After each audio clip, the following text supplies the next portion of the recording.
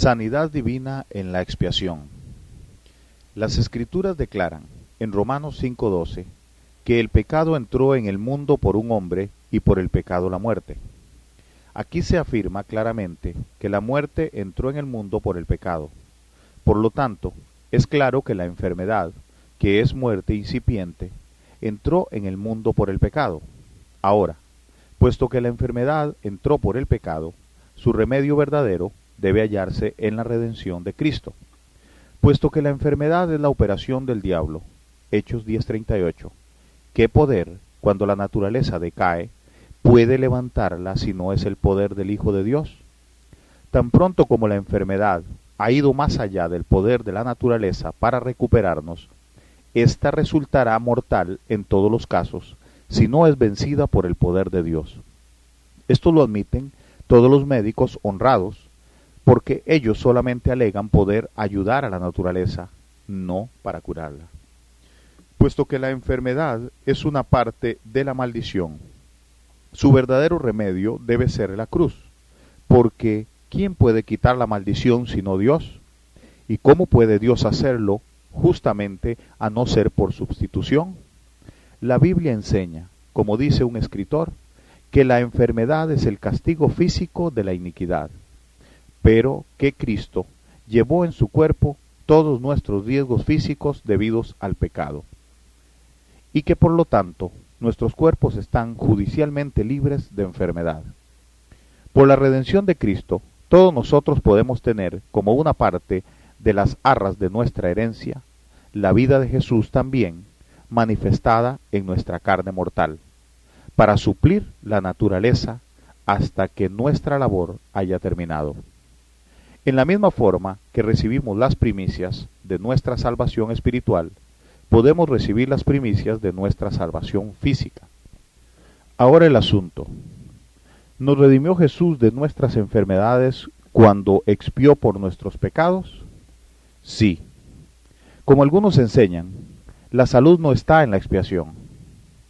¿Por qué se dieron tipos de la expiación en relación con la curación física en el Antiguo Testamento? En el capítulo 12 de Éxodo, ¿por qué se requirió a los israelitas que comieran la carne del Cordero Pascual para fuerza física, a no ser que nosotros podamos recibir vida física o fuerza de Cristo? ¿Quién, según Pablo dice, es nuestra Pascua, sacrificada por nosotros? 765 años después de la institución de la Pascua, leemos en Segunda de Crónicas, capítulo 30, versículo 20, que oyó Jehová a Ezequías y sanó al pueblo. Cuando guardaron la Pascua, de conformidad, Pablo en Primera de Corintios 11:30 habla del fracaso de los corintios en discernir el cuerpo de Cristo, nuestra Pascua, como la razón por la cual muchos entre ellos estaban enfermos y debilitados. La cena del Señor es más que un rito, porque podemos participar de Cristo mientras estamos participando de los emblemas de su muerte y sus beneficios. En Cristo hay vida física a la par que espiritual, y ciertamente no hay tiempo mejor para aprovecharnos del privilegio de tener la vida de Jesús también manifestada en nuestra carne mortal. Segunda de Corintios 4:11. Varios tipos de curación que se enseñan en el Antiguo Testamento. Otra vez, en Levítico 14:18, leemos acerca del sacerdote haciendo expiación por la purificación del leproso. ¿Por qué una expiación por la limpieza del leproso si la curación de nosotros no está en la expiación de Cristo? Los tipos de Levítico capítulos 14 y 15 nos enseñan que invariablemente la enfermedad fue curada por la expiación. Esto, a nuestro entender, es una contestación completa a la cuestión que discutimos, aunque no añadiéramos más, porque todas estas expiaciones típicas señalan a y prefiguran el Calvario.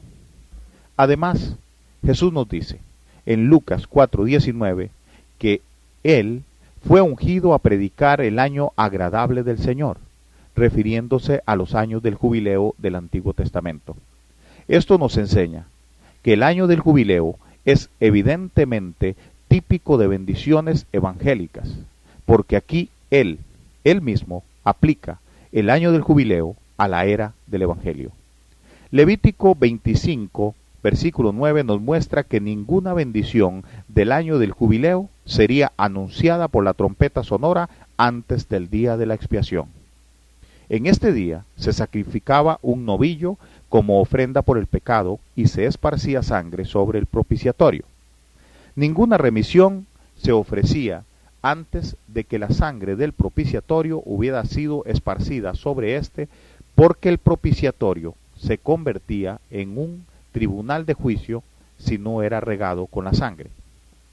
Esto nos enseña que ninguna remisión o bendición del Evangelio se ofrece independientemente de la expiación de Cristo. Recuperación de todo lo perdido en la caída. Por la caída lo perdimos todo. Jesús lo recuperó todo por su expiación.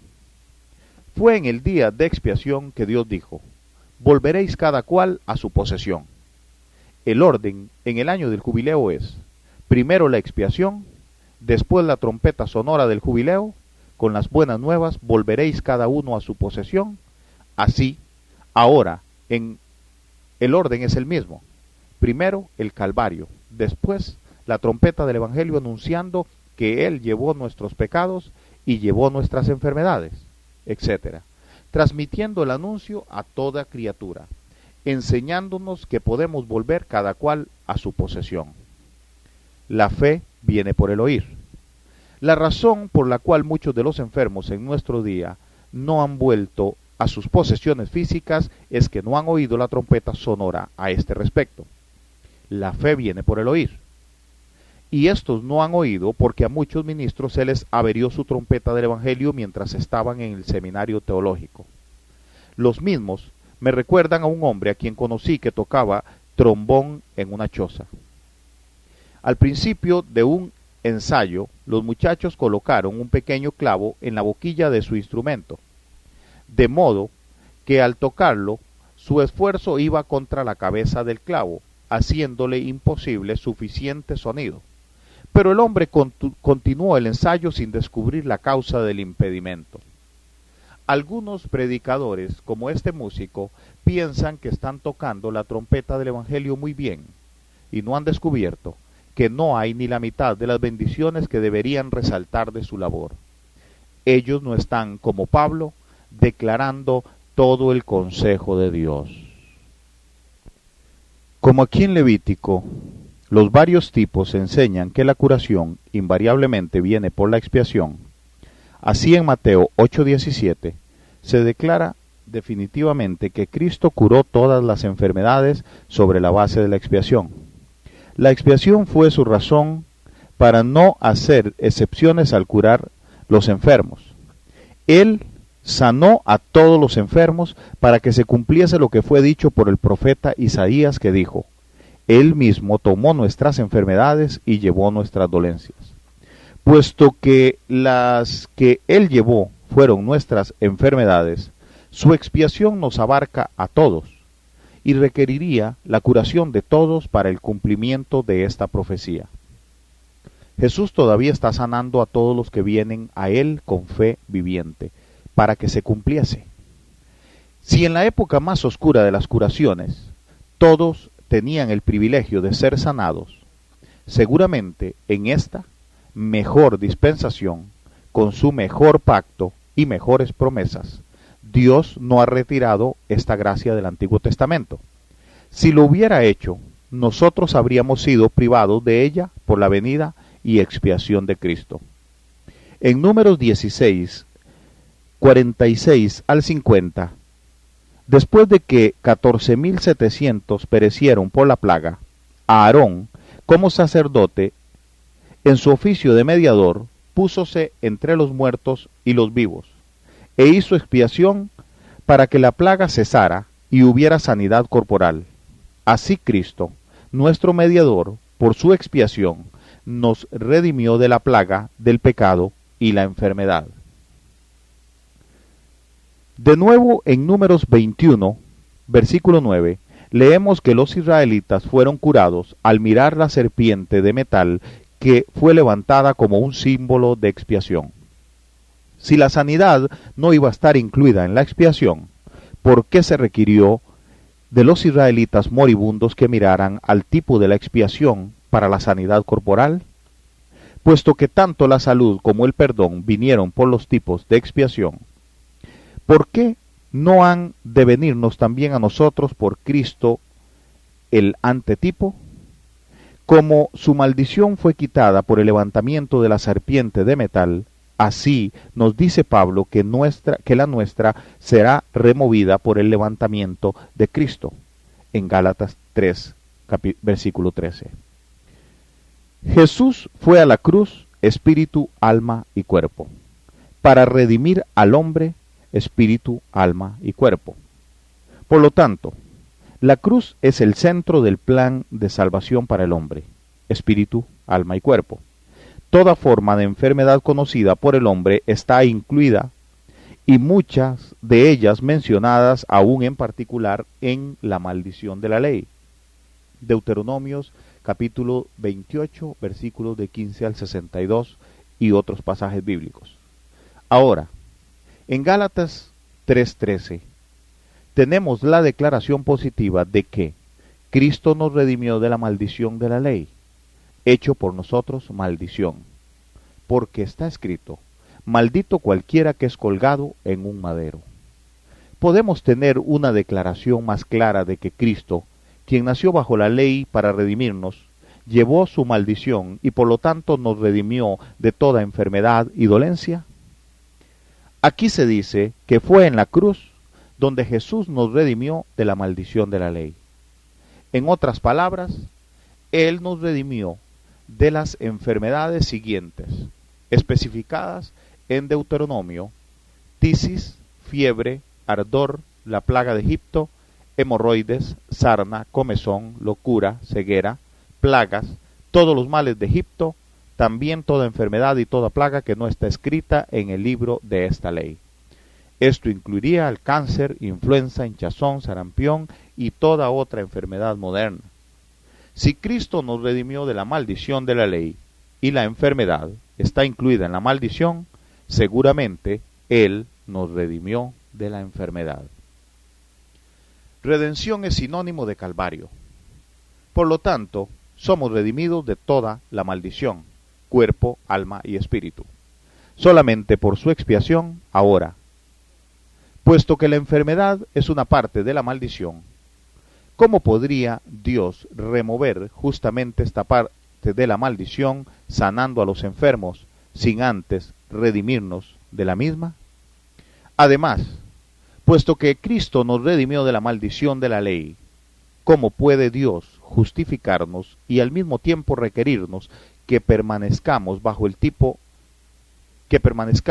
ella, cuando, como dice el apóstol, no estáis bajo la ley, sino bajo la gracia? Romanos 6:14. En resumen, ¿por qué permanecer bajo la maldición de la ley una persona que no está bajo la ley? Hacerlo sería lo mismo que poner en prisión perpetua a un hombre después de que éste ha probado su inocencia y la corte lo ha justificado declarándolo libre de la acusación de asesinato. El hecho de que Dios haya curado alguna vez a alguna persona es para mí la mejor prueba de que la sanidad está provista en la expiación. Si la sanidad no está provista para todos en la redención, como todos los que estaban en la multitud obtuvieron curación de Cristo que no había sido provista por ellos, Él sanó a todos. Si el cuerpo no está incluido en la redención, ¿cómo puede haber una resurrección? ¿Cómo puede la corrupción ser vestida de incorrupción? ¿O lo mortal vestirse de inmortalidad? Alguien ha dicho muy bien que, siendo el futuro destino del hombre tanto espiritual como físico, su redención debe ser igualmente espiritual y física. ¿Por qué no debe el postrer Adán quitar de nosotros todo lo que el primer Adán nos echó encima? Consideremos ahora algunos paralelos del Evangelio. Número 1, el hombre interior. Número 2, el hombre exterior. El hombre interior. Adán, por su caída, trajo el pecado a nuestras almas. El hombre exterior. Adán, por su caída, trajo la enfermedad a nuestros cuerpos. El hombre interior. El pecado, por lo tanto, es la obra del diablo. El hombre exterior. La enfermedad es, por lo tanto, la obra del diablo. Jesús anduvo haciendo bienes y sanando a todos los oprimidos del diablo, dice la palabra en Hechos 10:38. El hombre interior. Jesús apareció para deshacer las obras del diablo en el alma. Primera de Juan 3:8. El hombre exterior. Jesús apareció para deshacer las obras del diablo en el cuerpo. Primera de Juan 3:8. El hombre interior. En el Calvario Jesús llevó nuestros pecados. Primera de Pedro 2:24. El hombre exterior. En el Calvario Jesús llevó nuestras enfermedades. Mateo 8:17. El hombre interior. Cristo fue hecho pecado por nosotros. Segunda de Corintios 5:21. Cuando Él llevó nuestros pecados. Primera de Pedro 2:24. El hombre exterior. Cristo fue hecho maldición por nosotros. Gálatas 3:13. Cuando Él llevó nuestras enfermedades. Mateo 8:17. El hombre interior. Quien llevó Él mismo nuestros pecados. Primera de Pedro 2:24. El hombre exterior. Por cuya herida fuisteis sanados. Primera de Pedro 2:24. El hombre interior. Él es quien perdona todas tus iniquidades. Salmo 103:3. El hombre exterior. Y el que sana todas tus dolencias. También Salmo 103, versículo 3. El hombre interior. Jesús contestó la necesidad del alma del paralítico diciendo: tus pecados te son perdonados. Marcos 2:5. El hombre exterior. Jesús contestó la necesidad del cuerpo del paralítico diciendo: levántate, toma tu lecho y vete a tu casa.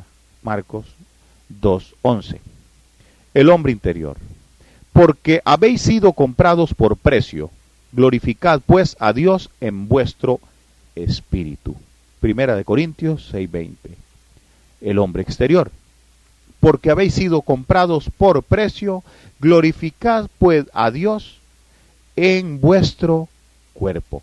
Primera de Corintios 6:20. El hombre interior. El espíritu es comprado por un precio. El hombre exterior. El cuerpo es comprado por un precio. El hombre interior. ¿Es permaneciendo en pecado el medio que tenéis para glorificar a Dios en vuestro espíritu? El hombre exterior. ¿Es permaneciendo enfermos el medio de glorificar a Dios en vuestro cuerpo? El hombre interior. Puesto que Cristo llevó nuestros pecados, ¿a cuántos será la voluntad de Dios salvar cuando acuden a Él? A todo aquel que cree. El hombre exterior. Puesto que Cristo llevó nuestras enfermedades, ¿a cuántos será la voluntad de Dios sanar cuando vienen a Él? Él sanó a todos. Mateo 12:15 y Lucas 4:40. El hombre interior. Dios hizo a Cristo pecado por nosotros, al que no conoció pecado. Reverendo A.J. Gordon. El hombre exterior. Si nuestro sustituto llevó nuestras enfermedades, ¿no lo haría Él para que nosotros no tuviéramos que llevarlas? Reverendo A.J. Gordon. El hombre interior. Cristo llevó nuestros pecados para que nosotros fuéramos librados de ellos. No es simpatía. Sufrir con, sino sustitución. Sufrir por. Reverendo A.J. Gordon. El hombre exterior. Cristo llevó nuestras enfermedades para que nosotros pudiéramos ser librados de ellas. No es simpatía. Sufrir con, sino sustitución. Sufrir por. El hombre interior. Si el hecho de que Jesús llevó nuestros pecados sobre su cuerpo en el madero es una razón válida para que confiemos ahora en Él para perdón de nuestros pecados, el hombre exterior. El hecho de que Él llevó nuestras enfermedades es una razón igualmente válida por la cual debemos confiar en Él para la salud de nuestros cuerpos. El hombre interior. La fe para la salvación viene por el oír del Evangelio. Él llevó nuestros pecados. El hombre exterior. La fe para la salud viene por el oír el Evangelio. Él llevó nuestras enfermedades. El hombre interior. Por lo tanto, predicad el Evangelio, que Él llevó nuestros pecados a toda criatura. El hombre exterior. Y predicad el Evangelio, que Él llevó nuestras enfermedades a toda criatura. El hombre interior. La promesa de Cristo para el alma, será salvo, está en la gran comisión. Marcos 16, versículos 15 al 18. El hombre exterior. La promesa de Cristo para el cuerpo, sanarán, está en la gran comisión. Marcos 16, versículos 15 al 18. El hombre interior. En relación con la cena del Señor se toma el vino en memoria de su muerte por nuestras almas. Primera de Corintios 11, 25. El hombre exterior. En relación con la cena del Señor se come el pan en memoria de sus heridas por nuestros cuerpos. Primera de Corintios 11, versículos 23 y 24. Y Primera de Pedro 2, 24. El hombre interior. El pecador debe confesar antes de creer el Evangelio para justicia. Primera de Juan 1:9 y Romanos 10:10. El hombre exterior. El creyente debe confesar antes de creer el Evangelio para salud. Santiago 5:16. El hombre interior. El pecador tiene que aceptar como verdadera la promesa de Dios antes de poder experimentar el gozo de la salvación. El hombre exterior. El enfermo debe aceptar como verdadera la promesa de Dios antes de poder experimentar el gozo de la curación. El hombre interior. ¿Cuántos pecadores le recibieron fueron nacidos de Dios? Juan 1, versículos 12 y 13. El hombre exterior. Cuantos enfermos le tocaron fueron sanados. Marcos 6, versículo 50. Ninguna persona apeló en vano por ayuda a Jesús por sufrimiento físico. Mientras que multitud tras multitud acudían a él para curación física, las Escrituras siempre dicen lo mismo. Él sanó a todos. Marcos 4:26, 8:16, 12:15, 35:14, Lucas 4:40, 6:19, etc. Poniendo las manos sobre cada uno de ellos, los sanaba. Lucas 4:40. Él vino a hacer la voluntad de su Padre. Por lo tanto, predicó el Evangelio y sanó a todos los enfermos. Él anduvo sanando a todos los oprimidos del diablo. Hechos 10:38. Su razón para sanarlos a todos es la expiación. Él mismo, vicariamente, tomó nuestras enfermedades y llevó nuestras dolencias. Mateo 8:17. Si fue nuestras enfermedades lo que Él llevó, nada menos que sanarlas todas cumpliría esto. Lo que Jesús hizo cuando curó a la mujer que tenía flujo de sangre fue para esa única mujer, pero lo que Él hizo en la cruz fue para todos. Puesto que la expiación fue la razón de Dios para que Cristo sanara a todos, Él debe continuar sanando a todos los que reúnan las condiciones, por lo que la expiación hizo para aquellos que vivían en aquel día, hizo para nosotros en nuestros días. Él probó la muerte por cada hombre. Su propósito al ordenar que esto sea predicado a toda criatura, Marcos 16, 15 al 18, es para que cada criatura pueda recibir sus beneficios.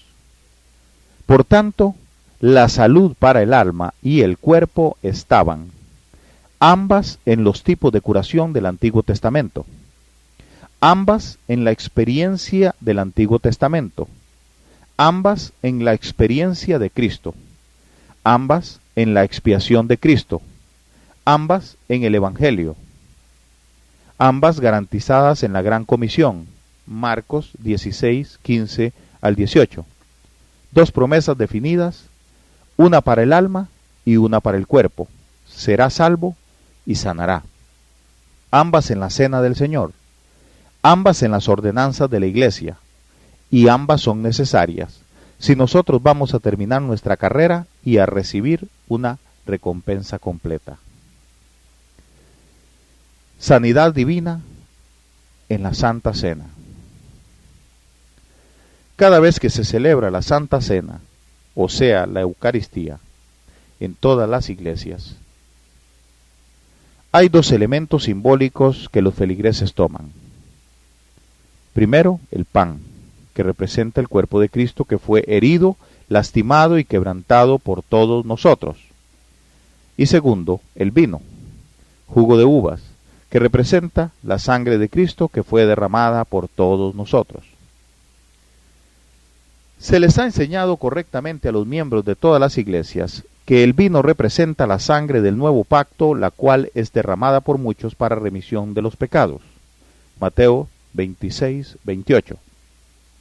Pero al participar en el acto de tomar el pan quebrantado que representa el cuerpo de Cristo, que por nosotros es partido, 1 Corintios 11, 24, se les ha enseñado a muy pocos el propósito del quebrantamiento y el significado de las heridas y los azotes sufridos en su cuerpo por ellos.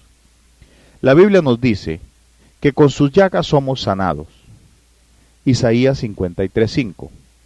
Y por medio de su sangre derramada se nos borran nuestros pecados. Por eso, Él perdona todas tus iniquidades y sana todas tus dolencias. Salmo 103:3.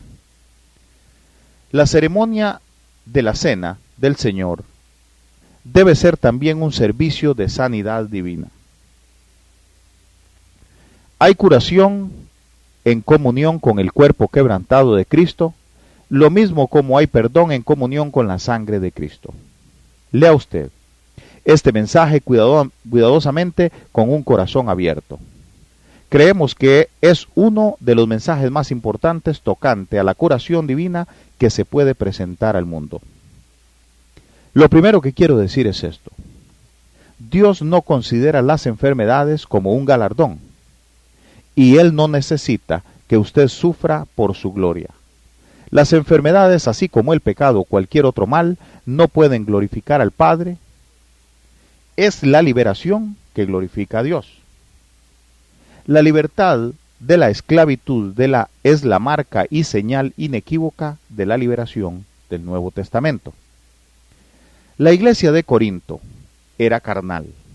Sus miembros eran como niños y les estorbaban muchas doctrinas falsas. Parece que Pablo tuvo más dificultad para mantener el orden entre sus miembros que en ninguna de las otras iglesias. Algunos de los miembros dijeron que eran partidarios de Apolos, otros de Pablo. 1 Corintios 11, 17. Fue en Corinto que surgió el desorden acerca de lenguas, interpretaciones de lenguas, profecías y otros dones. 1 Corintios 14, versículos 1 al 22. Y muchos más indicios de la carnalidad y falta de experiencia que existían en esa iglesia.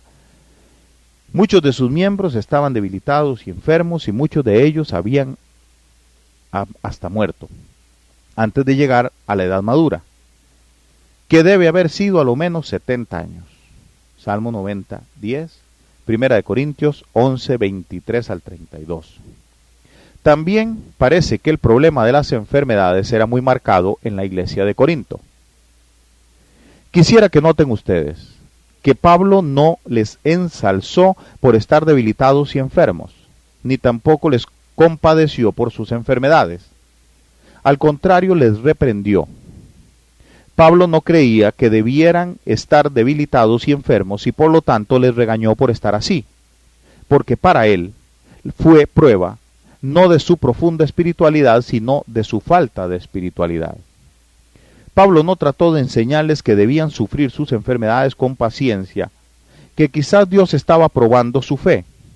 Él no les dijo que estas enfermedades conducían a una devoción más amplia y eran prueba de su profunda espiritualidad, sino que les dijo que no comprendieron el sacrificio del cuerpo de su Cristo, ni sabían discernirlo. Pablo no dio una serie de discursos sobre el tema, sufriendo con Cristo, por enfermedades como muchos lo hacen, sino que les enseñó que Cristo sufrió enfermedades, es decir, se hizo enfermo por nosotros, y que por sus sacrificios somos redimidos de la maldición de la ley. Gálatas 3:13. Una gran parte de la cual consiste en las dolencias y enfermedades.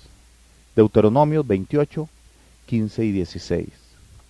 Pablo no les dijo a los corintios que debían seguir en su estado de debilidades físicas y ser fieles en sus enfermedades.